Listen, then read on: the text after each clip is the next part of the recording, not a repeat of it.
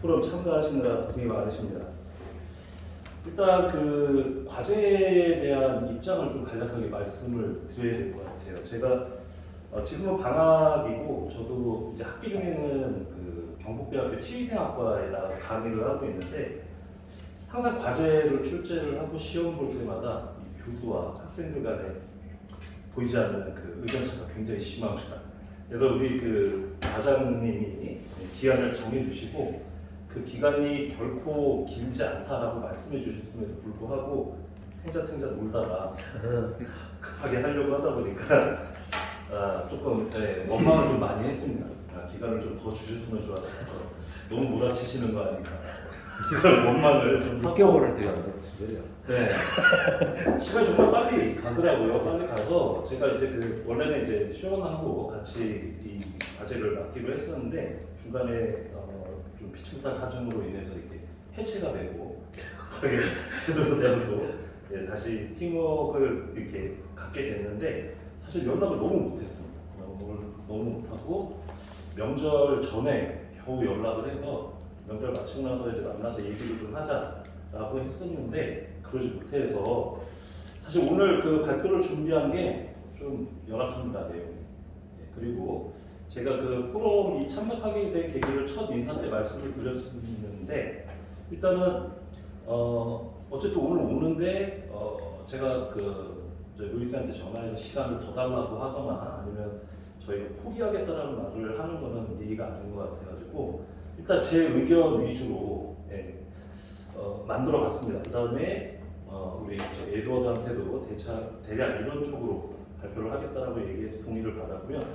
포럼을 참석하게 된 계기는 뭐 압축을 하면 이제 제가 한 50을 이제 바라보는 요 시점에서 좀 불안감 이런 것들이 있었습니다. 너무 온갖의 개구리인 것 같아가지고 루이슨을 만나가지고 이제 그 포럼의 취지에 대해서 얘기를 듣고 여러분들 다양한 분야에서 있는 이 의견들을 같이 융합할 수 있다라고 해서 두 번 생각 안 하고 바로 가입을 했습니다. 그것이 이제 저도 물론 이 포럼에 도움이 돼야 되지만 여러분들한테 이 그 부족한 자료를 보여드리고 또 고견을 듣기 위해서 하는 거니까 그걸 감안해서 들어주시기 바랍니다. 일단 제가 이제 오늘 말씀드릴 거는 이제 치과계에 포커싱을 한 이 플랫폼입니다. 플랫폼은 여러 가지 뜻을 갖고 있다라고 해요. 이렇게 원유를 시추하기 위해서 설치하는 이 구조물도 플랫폼이라고 하고 또 기차를 기다리는 이 공간을 플랫폼이라고도 합니다. 그다음에 자동차에 보통 이제 하부의 그 핵심 부품들 뼈대를 플랫폼이라고도 하고요. 이 플랫폼을 기반으로 다양한 디자인이 출시가 된다라고 합니다. 그리고 또 다이빙 선수가 이 다이빙을 하기 위해서 대기하는 요 배를 또 플랫폼이라고 합니다. 그래서 제가 오늘 이제 그 부족하지만 비즈니스 모델을 이제 생각을 할 때 이 플랫폼이라고 하는 단어가 주는 이 원유, 뭔가 가치 있는 것, 그 다음에 기차, 어디를 향해서 갈 수 있는 것을 기다리는 어떤 설레임, 그 다음에 다이빙 때에서 또 이렇게 준비한 것을 펼쳐 보일 수 있는 공간, 그리고 또 핵심 부품, 이러한 것들이 주는 안정성, 그 다음에 또 연비, 뭐 이런 것들을 고려했을 때 굉장히 좋은 그 모델이 될 수 있겠다, 그러니까 개념이 될 수 있겠다라는 생각을 했습니다. 그런데 이 플랫폼이라는 게 뭐 워낙에 다양한 뜻을 갖고 있고 다양한 형태가 있고 다양한 분야에서 접목이 되다 보니까 한마디로 정의 내리기는 어려울 거예요.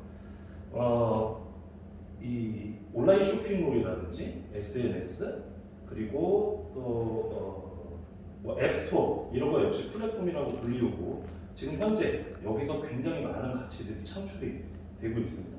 이것을 어떻게 치과에 접목시킬 수 있을까를 계속 생각은 했지만 이렇게 현실화하는 조금 어려움이 있었거든요.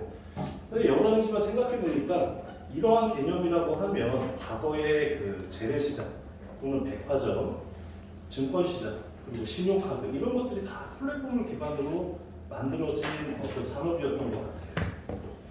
구매자와 소비자를 이어주는 또 소비자와 가맹점과 뭐 이러한 모든 것들을 연결하는 기능을 가진 게 플랫폼이고 아무래도 모든 그러니까 많은 산업들이 거의 대부분의 산업들이 이런 개념 안에서 확장되지 않을까 그런 생각을 했습니다. 그리고 예전에 읽었던 책이지만 이 플랫폼을 좀 이런 시기에 설명을 할 때는 나이트클럽 예도 들었던 것 같아요. 예.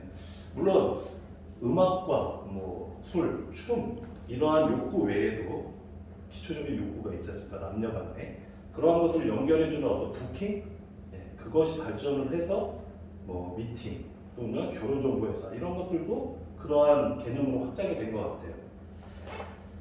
자, 그래서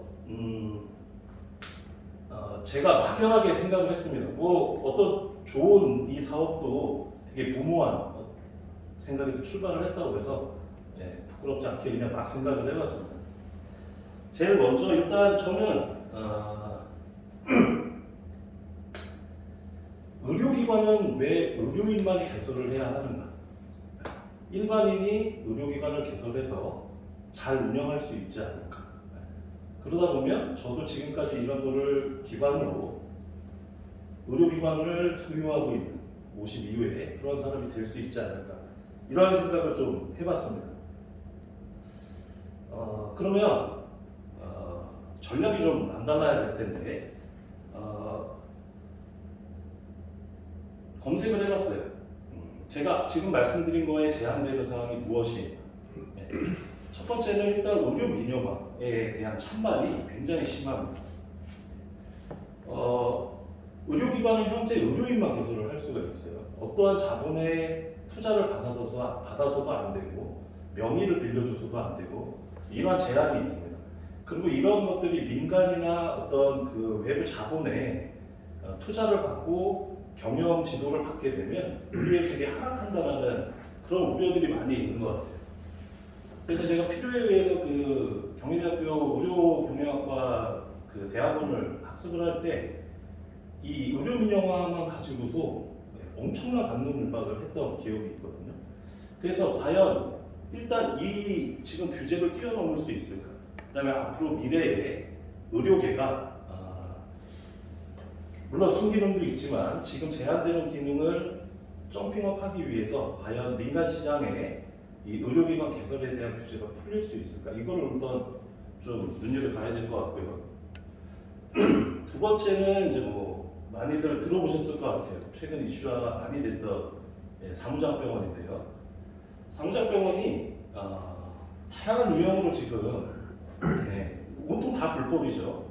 현재 지금 여기 나와 있는 유형 외에도 굉장히 많은 유형의 사무장병원들이 운영이 되고 있는데 어쨌든 다 불법입니다 현재. 그리고 앞서서 봤지만 지금 그 구글에서 검색되는 이 사무장병원에 관련된 어떤 이슈만 해도 24,300개가 넘어요. 앞으로 제가 학습해야 될 내용인데, 자 저는 이거를 다르게 보고자 합니다. 이러한 그 선례들이 있고 이런 것들을 잘 활용을 해서 순기능만 뽑아낸다라고 하면 향후에 시장이 개방됐을 때 유리한 고지를 먼저 선점할 수 있다고 생각을 해서 계속 처음에 가졌던 생각을 확장해 나갔습니다. 2021년부터 11년부터 21년까지 전국 치과 개폐업률인데 폐업률이 다 하락하고 있어요. 개업률이 하락한다는 것은 시장 진입이 그만큼 어렵다는 얘기죠. 포화 상태라는 얘기죠.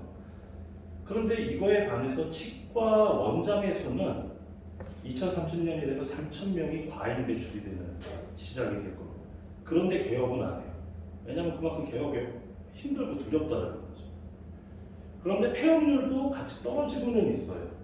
이거는 뭐냐면 존버하고 있다는 겁니다. 경영 환경이 악화되고 있는데 일단 시장에 진입은 했으니까 억지로 지금 버티고 있다는 겁니다. 그럼 아까 이제 잠깐 식사하는 동안에 뭐 MZ세대 얘기도 하고 했는데 지금 제가 근무하는 병원도 연봉 협상 기간이고 하루에도 몇 명씩 이제 퇴사 의사를 밝혀오고 구인은 잘 안 되고 있고 이런 상황이에요. 그리고 또 뽑아놓는다고 해도 그 친구가 얼마나 더 그러니까 오래 근속하면서 기여를 할 수 있는지 가늠을 할 수가 없습니다. 그런 상태다 보니까 점점 시장이 레드오션이 돼가고 있어요.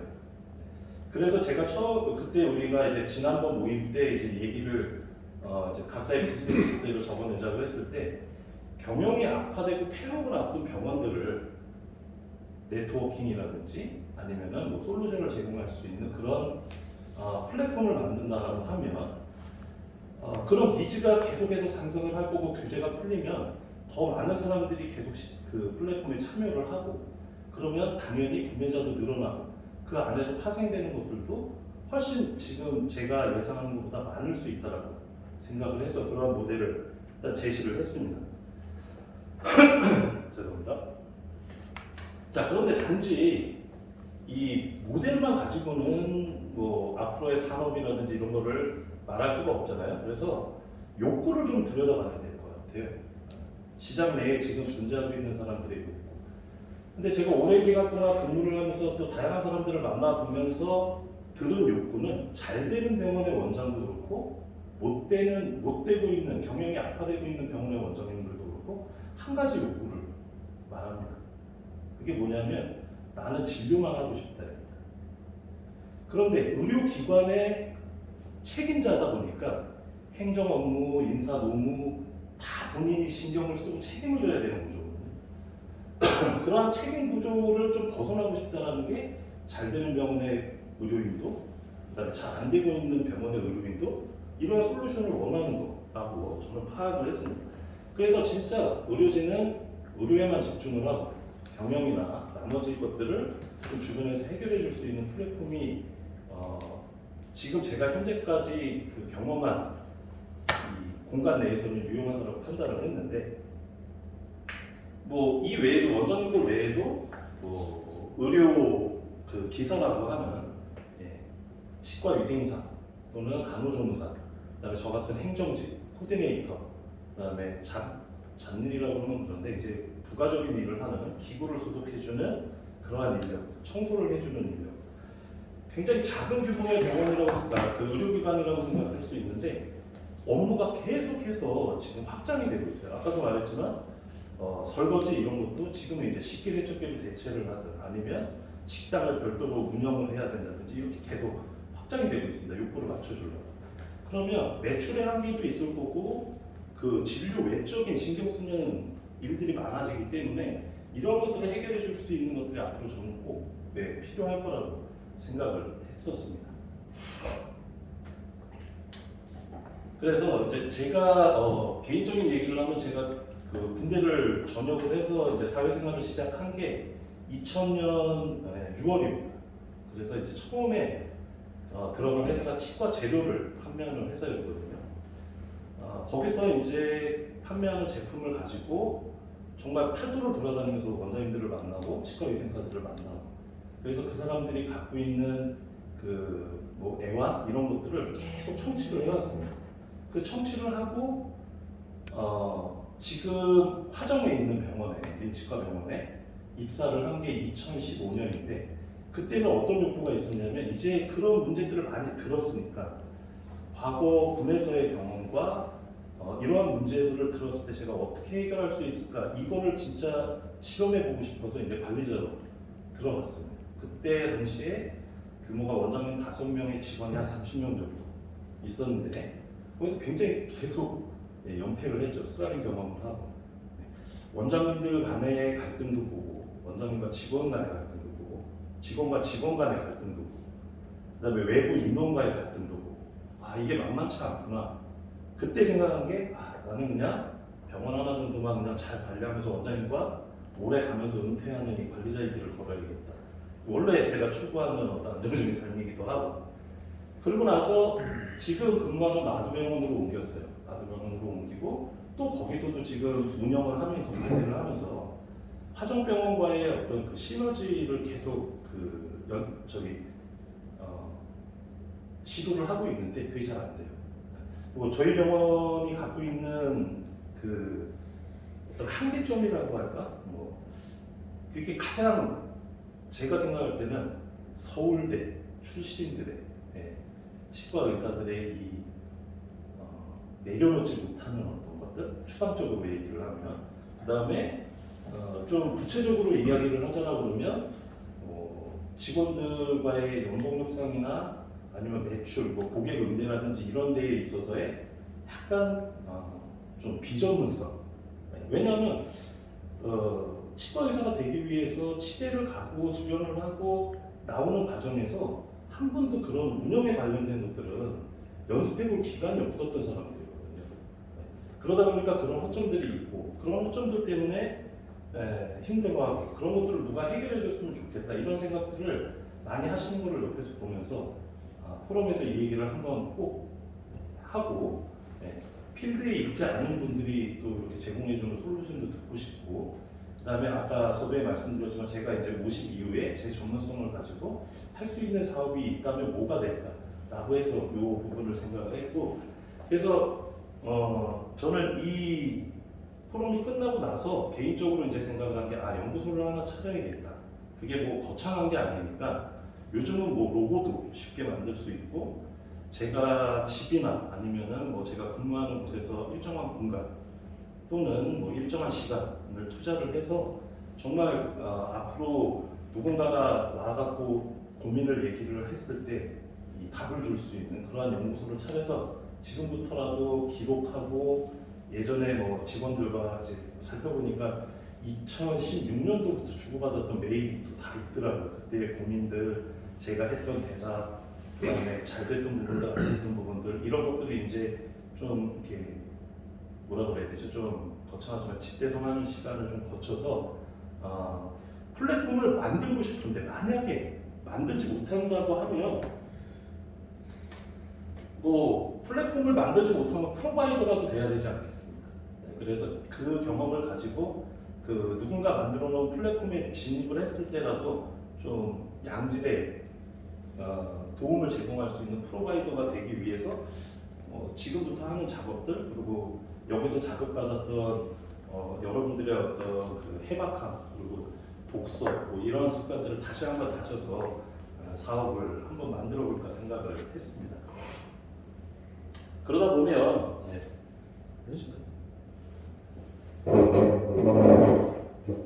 잠깐만 저게 떠버렸네? 그래서 듣지?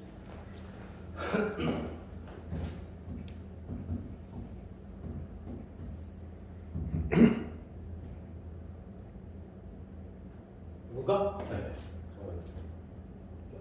이게 뭐가 안 되는데. 아까 그게 없어졌어? 꺼졌나 보네요. 메타보드가? 일단 네. 페이지가 넘기니까.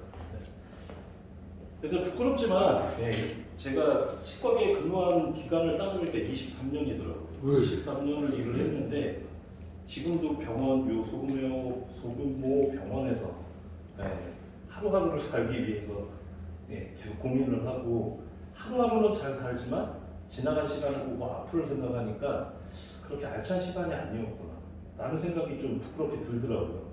그리고 그런 어떤 그 걱정이 이렇게 엄습했을 때 왜냐하면 지금 원장님들이 저하고 이제 일을 오래 하셨지만 이분들도 69년생, 70년생 이러시거든요. 그래서 매번 지금 이사회를 하면 본인들 은퇴 얘기만 하세요.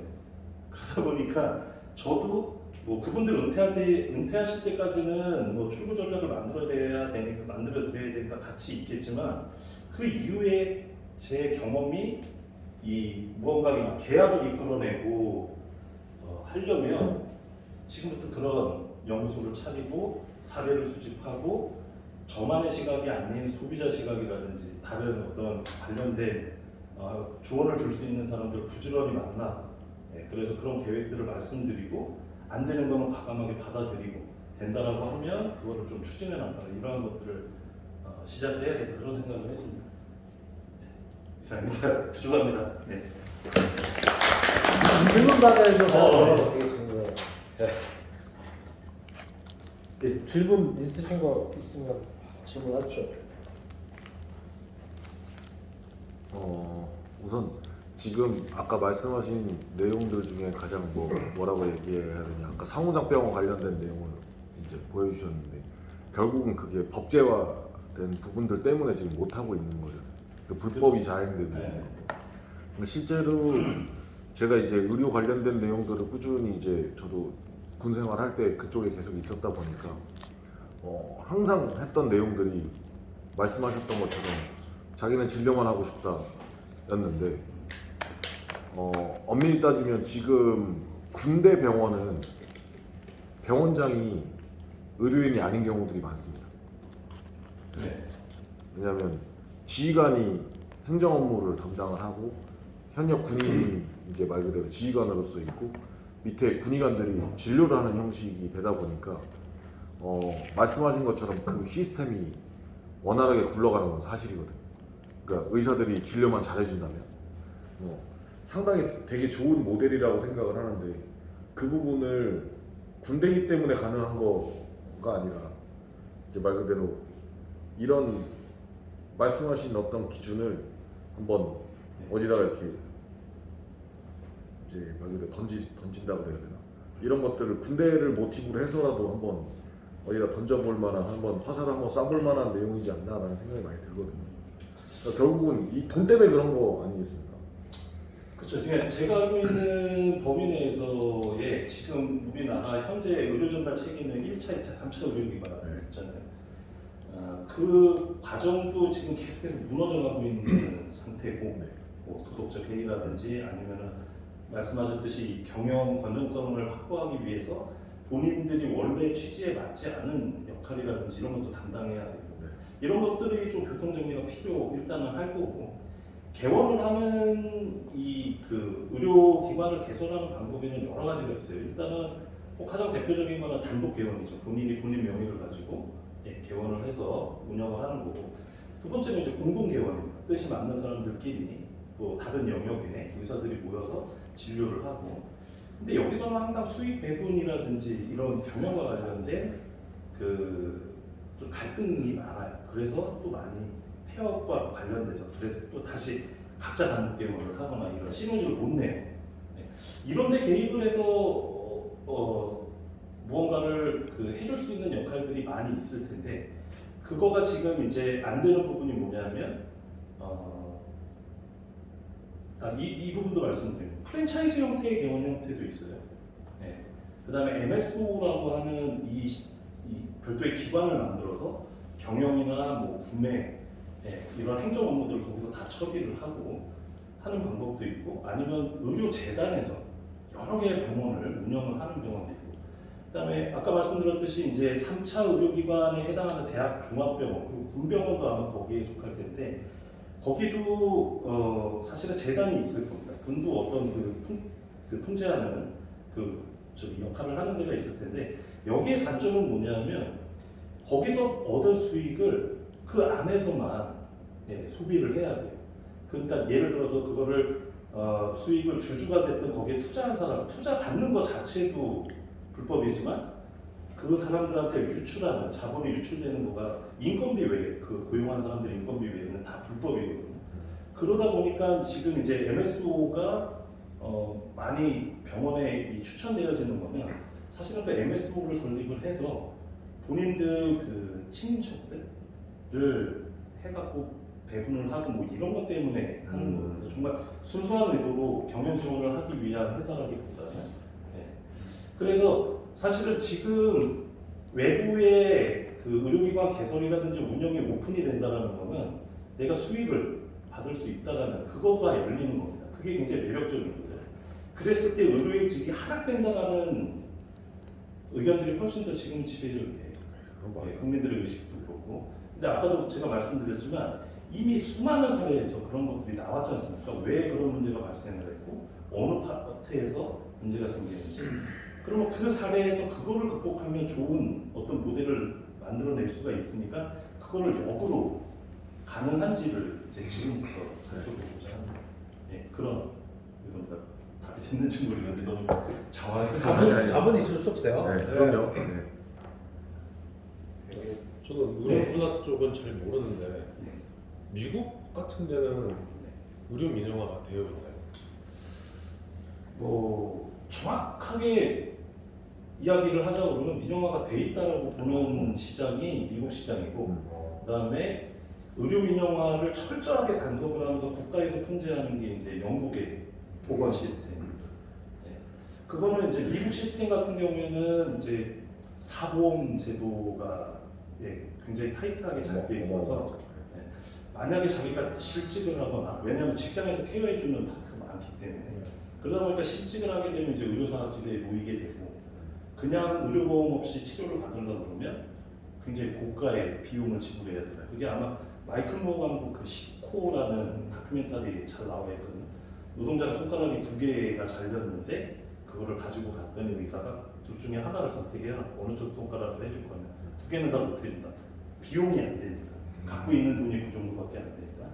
근데 우리나라 건강보험제도는 너무 잘 돼 있죠. 의료기관이 개설하면 무조건 건강보험 안에 지정이 돼야 되고 어떤 환자가 가든 그 안에서는 치료를 해야 되고 치료 거부도 못하고 또 한편으로는 근로자가 직장을 얻게 되면 직장 가입자로 당연히 강제로 귀속이 되고 직장이 없더라도 지역 가입자로 편입이 돼서 의료보험의 그 보장성이 굉장히 크다고 하죠. 예.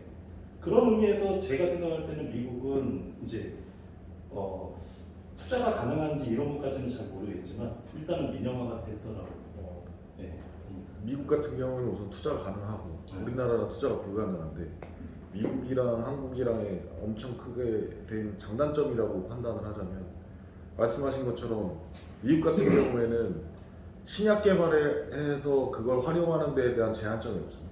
그러니까 엄밀히 따지면 그 부분에 대해서 상당히 이제 오픈이 돼 있다 보니까 이제 어떻게 보면 인간적인 부분으로 봤을 때는 좀 정말 양심에 찔리는 게 아닌가라는 싶음도 있지만 실제로 그걸로 인해서 엄청난 약을 개발하는 경우도 많지만 우리나라 같은 경우에는 건강보험제도라는 그 틀 안에 잡혀 있다 보니까 신약이 개발돼서 그걸 사용을 하게끔 하기가 쉽지가 않죠. 허가를 못 받는 경우들이 워낙 많다 보니까 그러니까 이게 장단점이 상당히 있는데 우선 미국은 일반인도 투자를 해서 활용하는 경우들이 상당히 많습니다. 그러니까 그 민영화라는 시각을 어디에 맞춰서 볼 거냐는 거거든요. 그러니까 이제 투자의 개념으로도 보는 게 민영화고, 그 다음에 경영권을 누가 갖느냐도 민영화의 한 부분일 수 있고, 그 다음에 보험의 그 커버되는 영역에 따라서도 또 민영화를 일부 민영화로 볼 수 있고, 완전 민영화로 볼 수도 있고, 다양하죠. 전문 경영인은 사용 못한다. 제가 여기 사례를 다 보여드리지는 못했지만 지금 그 대법원에서 판결 나는 것도 보면 사실 의료가 의료 직접적인 기술 외에 또 경영과 관련된 이 다양한 것들 아직 100% 전문가는 없어요. 그러니까 뭐 의료 과실이라든지 지금 말씀하셨던 이런 경영과 관련돼 가지고 변호사들 의견도 사실 되게 엇갈려요. 왜냐하면 그래서 일부 이제 의대 출신이나 치대 출신의 변호사들이 있기는 해요. 그런데 이 사람들도 사실은 현장이나 그 국가기관, 건강보험기관 여기하고도 굉장히 이견이 많아서 전혀 엉뚱한 판결이 나올 때도 많아요. 네. 그냥 이제 전문 경영인을 사용을 하면 그러니까 이제 이제 페이시어를 사용을 하면 그게 법에 접촉되는 부분이나 그런 건 없는지. 그러니까 일단 투자 받는 게 있으면 안 돼요. 투자는 안 하고. 투자는 안 하고 그냥 지분은 없어야 된다는 얘기죠. 지분은 없어요. 지분이 기준이 되는 거예요. 지분이라는 거가 이제 뭐 매입부터 시작해요. 그러니까 장소 매입부터 시작해서 모든 영역에 지분이 일단 투자된 게 없어야 되고, 그다음에 이제 그 금전 투자나 물적 투자 양쪽에 뭐든 있으면 안 된다. 그렇죠. 이제 그 말씀인 거고. 경영권과 관련돼서도 진료 과정에서 아니면은 또 내부 직원들이 보는 시각이라든지 이런 것들이 이 사람은 경영 외에 어떤 그 진료와 관련된 영역에 영향을 행사했다. 그렇게 되면 그것도 상장병원으로 보는 하게 되고 기준이 약간 모호하죠. 기준이 약간 만약에 국내 의사면허가 있고 코넬 대학교 같은데 제가 알기로는 의료 경영 관련된 그런 연구하시는 분들도 많고 거기서 논문이 되게 많이 나오는 걸로 알고 있는데 그 국내 면허를 갖고 그런 데서 마스터를 따고 PhD를 따고 국내에 들어와서 이렇게 전문 의료 경영인으로 병원을 경영할 수 있는 방법도 없는 건가요? 그건 할 수 있을 것 같아요. 그거는 뭐 그럼 그 의사를 면허를 가지신 분의 의지겠네요. 그렇죠. 근데 아까 이제 그 삼성병원의 유형이 6개인가 나왔잖아요. 네. 거기서 보면 이제 일단 뭐 의료인이 의료 면허를 대여했다라는 걸 어느 포지션에서 잡아낼 것인가. 예, 그리고 또 한 사람이 여러 개의 병원을 소유하고 있는 거. 물론 가서 계약서라든지 이 운영본을 보면 다른 사람이 명의를 갖고는 있지만 현금의 흐름이라든지 아까 말씀드린 그런 지배구조에서 뭔가가 정황이 있다라면 그것도 위반으로 보고, 그러니까 한 사람은 한 개만 할 수가 있어요. 의료기관을 하나만 개설할 수 있습니다. 네. 그리고 한 사람이 치과 의사 면허를 갖고 있고 한의사 면허를 갖고 있는데 각각을 개설을 했다. 이것도 위반입니다. 네. 그리고 뭐 경영과 관련돼서 내가 그 경영 PhD를 따고 와가지고 의사 면허가 있으니까 그 의료기관을 개설을 해가지고 뭔가를 했다라고 했을 때 실질적인 소유권을 누구로 보고 현금 흐름을 어떻게 가져갔냐 요거를 보면 이게 삼성병원인지 아닌지 지금으로서는 그렇게밖에 할 수가 없는 거죠. 그 중요한 게 아까 말씀하신 것처럼 PhD 따갖고 와갖고 병원을 개설했는데 나는 의사 면허를 가지고 있지만 경영만 할 거야. 안 돼. 그게 아니에요. 왜 그러냐면 왜 안 되냐면 의료법 그 의사들 걔네 그 법에 뭐가 있냐면 일주일에 몇 시간 이상 몇 회 이상 진료를 해야 되는 게 있어요. 본업을 예. 해야 돼요. 예. 그러다 보니까 진료를 안 하고 경영만 할 수는 없어요. 그게 불법이 되거든요. 골 때립니다. 아무튼 뭐 발전시켜서 뭔가 나올 수 있는 것들이 있으면 계속 생각하고 있다가 어쨌든 법적인 부분이 해결이 돼야 되는 부분이겠지만 미리 준비를 해놓고 딱 생겼을 때 확 질릴 수 있는 걸 미리 만들어 놓으면 상당히 좋은 방안이 될 수 있을 것 같아요. 지금 제가 있는 병원의 원장님 3분인데 지분율이 34대 33대 33이에요. 네. 그런 구조 내에서 자기가 번 수익 가지고 내부에서 어떻게 분배하고 하는 거는 뭐 전혀 문제될 게 없죠. 다만 이제 그 한 곳에 있지 않고 저쪽 병원을 제가 계약을 해서 2개의 병원을 운영하고 싶은데 한 사람이 하나의 의료기관만 해야 된다라고 그러니까 저기를 누구를 이제 하는 거잖아요. 그런데 저기에 내가 관여한 정황이 있거나 여기가 내 주된 근무지인데 내가 가서 아르바이트를 했다? 아니면 나는 그냥 뭐 저 코칭만 했다? 안 됩니다. 저쪽은 이제 불법 진료가 되는 거예요. 조금이라도 진료에 기술적으로 관여를 하게 됩니다. 그런 게 어려운 거죠. 재능 경우들이 많습니다. 왜냐면 병원? 군병원에 있는 친구들이 이제 그 저녁에 이제 수도병원이라 이렇게 근무하던 친구들 아니면 이쪽 수방사 이런 데 근무하던 친구들이 낮에는 군병원에서 이제 근무를 하고 퇴근하면 자기 자유시간이 됐습니까? 그런 거 주변에 있는 응급 대학실에 응급실 가고 알바를 뜁니다. 그거 다 불법이거든요. 다 불법이죠. 네. 문제가 많아요.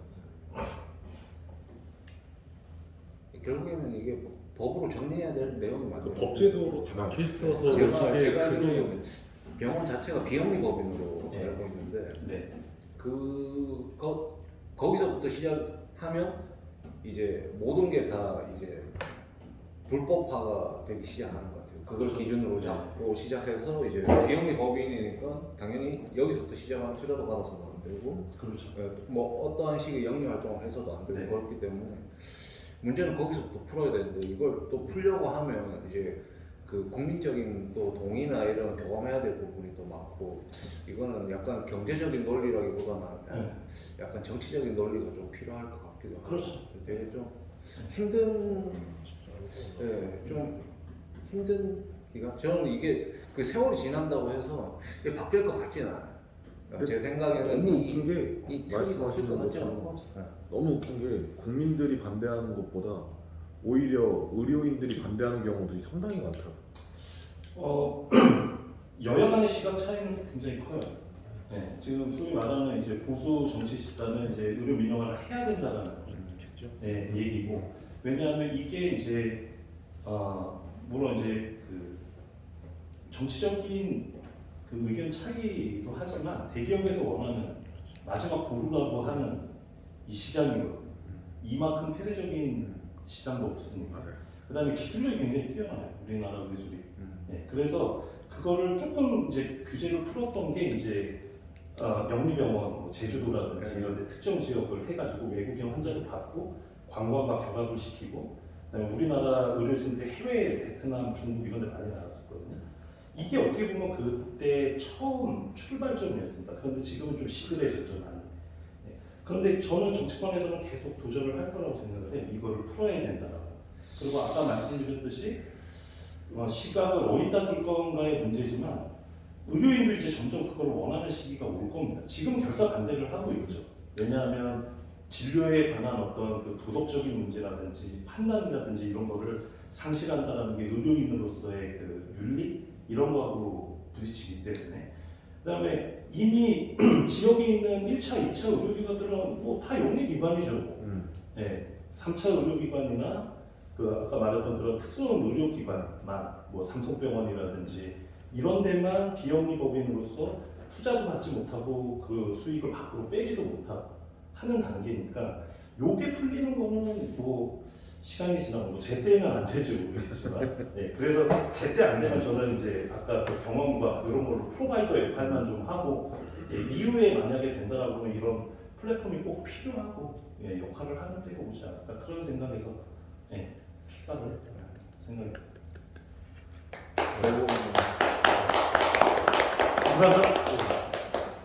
7개월 전에 처음에 우리 포럼을 소개하고 우리 토마스님을 소개했을 때 제가 그 얘기를 했어요.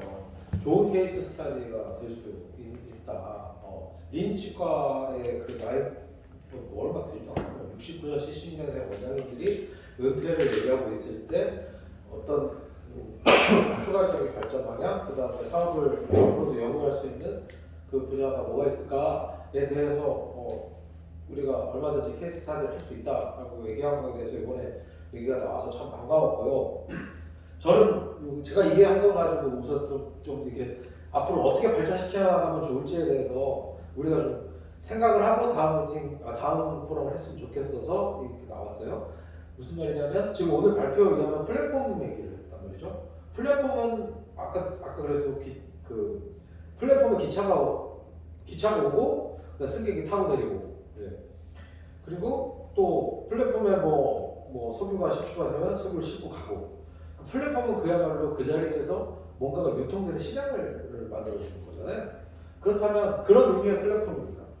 그렇죠. 네, 그런 의미의 플랫폼이라면 의료기관은 여기에 있고 플랫폼은 여기에 있어요. 그리고 의료기관은 플랫폼에서 필요한 걸 사가는 거가 되는 거죠. 그러니까 여기가 고객이 여기가 1차 고객이 될 수 있겠죠. 1차 고객이 될 수 있는 거고 우리 순고 사이트처럼 여기에는 이제 각종 서비스가 장착이 될 거고 의료기관에 필요한 서비스가 여기 있으니까 여기서 데리고 가는 건데 돈을 지불하고 서비스 피를 지불하고 서비스를 받으려고 하는 건데 이 플랫폼 자체가 이 서비스를 다 할 수 있는 전문성을 갖출 필요가 있으면 그건 플랫폼이 아니죠. 그거는 그냥 컨설팅 회사죠. 컨설팅 회사를 지향하느냐. 요거를 좀 명확히 할 필요가 있지 않을까 생각을 하는 거죠. 의료기관에 대한 컨설턴트는 많이 활약하고 있는 것을 알고 있습니다. 그 사람들이 이 병원 저 병원 다니면서 주된 컨설팅 하는 거는 광고, 홍보, 마케팅과 관련된 일들을 주로 하고 그 외에 또 노무사들도 다니고 회계사들도 다니고 세무사들도 다니고 하잖아요. 그거 외에 지금 의료기관에서 지금 가장 그 필요로 하는 서비스가 뭐냐? 필요로 하는 서비스가 뭐냐? 서치펌이 하는 일이 제일 지금 잘 안 되고 필요로 하는 일인 것 같아요. 그렇다면 지금 아까 그 린치과의 사례를 들어보면, 그러니까 사람을 그 취미생사를 우리 다 이번 주에 취미생사 그만뒀어 그러면 1번 타자 들어가고 2번 타자 들어가고 할 수 있는 그런 부분이 제일 현재로서 당면과제인 것 같고 오늘 설명을 했잖아요. 그거 외에 기타 등등등등 해서 이 종합 컨설팅을 할 수 있는 어떤 플랫폼 안에서 자유롭게 거래가 이루어질 수 있는 서치펌도 들어오고 그다음에 그 회계사 들어오고 인사 노무 관련된 노무사 들어오고 뭐 등등등등 들어왔을 때 어떻게 플랫폼을 구성했을 때 의료기관들이 이걸 편하게 이용하고 이 사업성이 있고 확장성이 있고 할 거냐.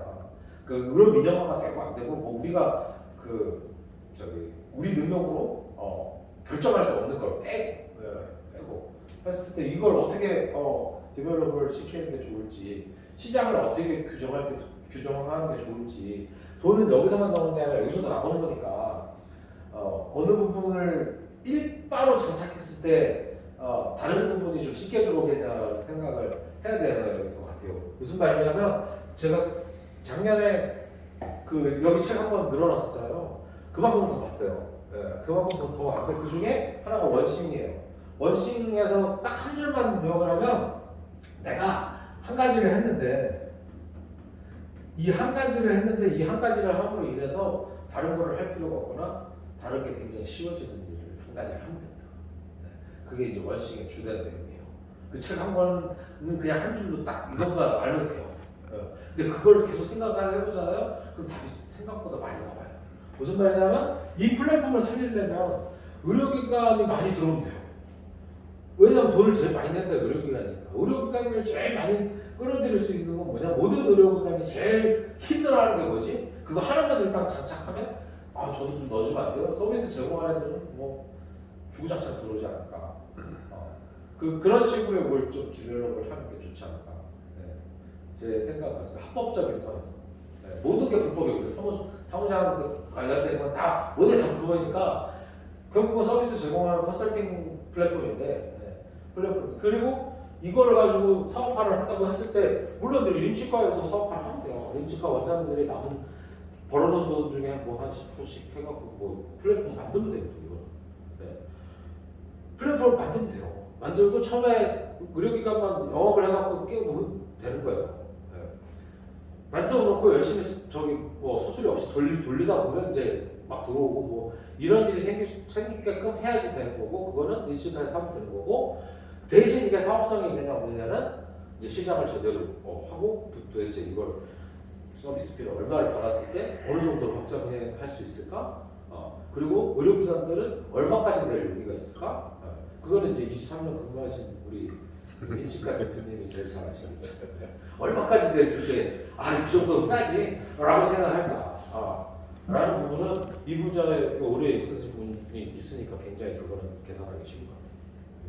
근데 이제 제가 아까 설명을 하는 과정에서 이제 조금 이제 오류가 있었던 것 같은데, 그러니까 아까 말씀해 주셨듯이 BK 말씀하셨듯이 안 될 가능성이 더 커요. 사실은 그래서 더 매력적인 시장이라고 저는 보는 거고, 그다음에 지금 안 되는 사례들이 굉장히 많이 있기 때문에.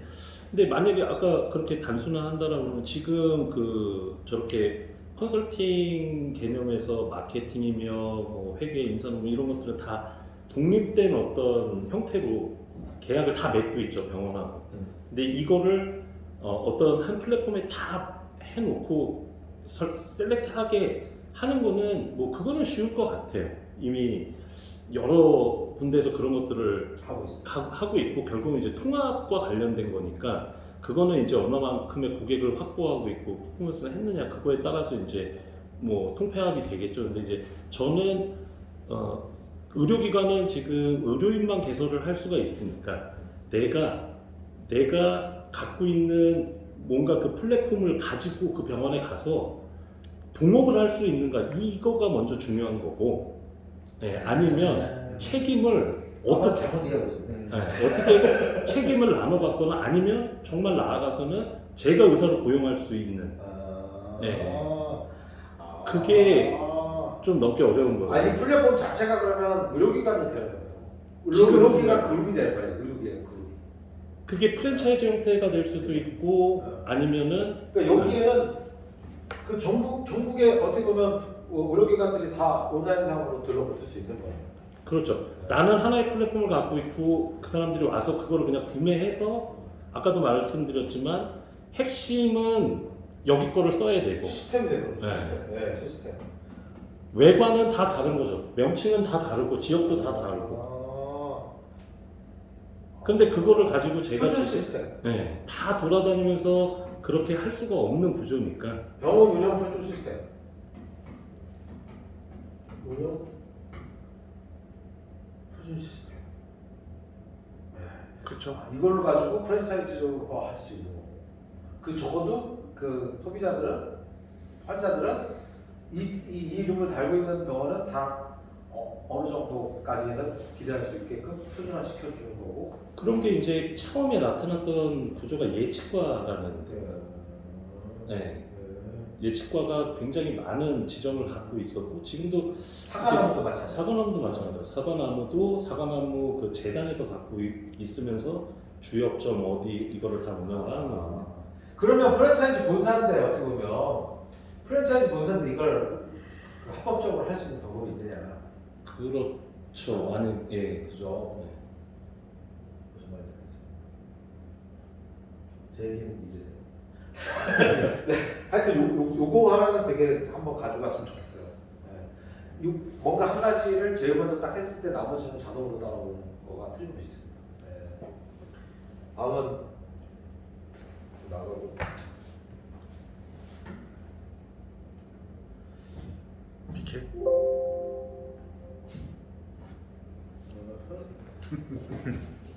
이게 아니 그게 아니라 저기 있어야 돼. 이게 없어졌어. 메타버스. 스마트팜? 메타버스. 저는 약간 시선을 바꿔서 하면 안 되는 거에 대해서 말씀드릴게요. 쓸 일 있어요? 있으면 하시고.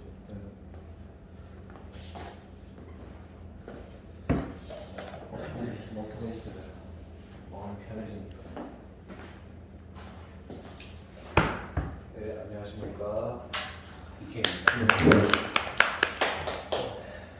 저는 스마트팜이랑 스마트 농업에 대해서 일단 준비를 했고요. 네, 저는 이제 하다 보니까 이거 해서 안 되겠다. 해서는 안 되겠다. 하다 보니까 자료를 조사하고 그 다음에 이 산업에 대해서 뭐 이렇게 깊게 파헤치지 못했지만 일단 대충 그냥 제가 숫자 보는 걸 좋아하니까 숫자로 놓고 봤을 때 그냥 앞으로 성장률 숫자를 놓고 봤을 때 이거는 산업으로서의 천장이 조금 명확해 보인다. 뭐 약간 뭐 저는 산업의 입장에서 말씀을 드린 거고 일반 뭐 영농주 분들한테는 상당히 유익할 겁니다. 유익할 건데 저는 이제 산업적인 측면에서 보자고 했을 때 그 다음에 투자적인 측면에서 뭐 저희가 사업을 직접 스마트팜 회사를 운영을 하든 아니면 뭐 간접적으로 투자를 하든 어떻게 뭐 투자자든 뭐든 이제 산업이 될 거냐고 봤었을 때는 약간 부정적이다. 약간 그 양면적인 시각이 좀 있더라고요. 제가 준비하면서 느꼈던 거니까 같이 보면서 이야기 나누시면 될 것 같습니다. 옆으로. 이쪽으로. 아니요. 나는 밑으로 돼. 왜 밑으로 그래? 아 진짜. 저희는 저 화살표. 저 화살표 눌러. 아니. 오른쪽 거 눌러보세요. 화살표 오른쪽 거. 네. 그 위에 제일 위에. 그렇지. 그다음에 올려보세요. 아니네. 요거 이렇게. 좀 세게. 뭐야? 네, 좀 길게 하면 안 되는 야. 영상 편집해 주실 거죠?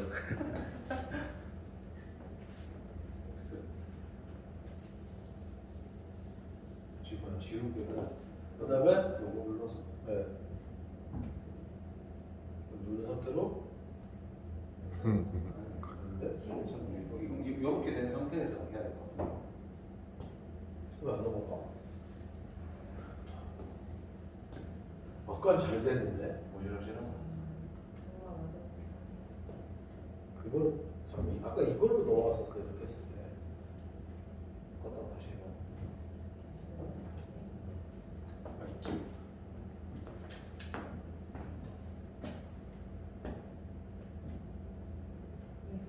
그러니까 이런 사업을 하면 안 되는 겁니다.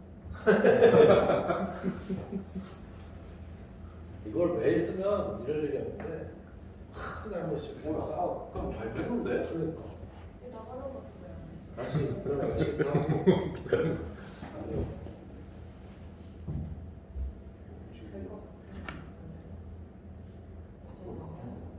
원래 이건 누르면 나가는데 지금 되지도 않는데.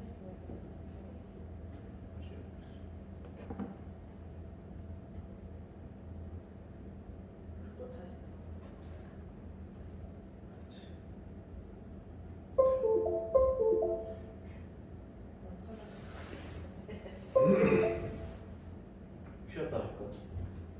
한 5분만 쉬었다. 5분 쉬세요. 아니 그거 딱 키야. 제일 좋은 건 딱 낀 거다. 이거 그냥 전화 왔습니다. 정지.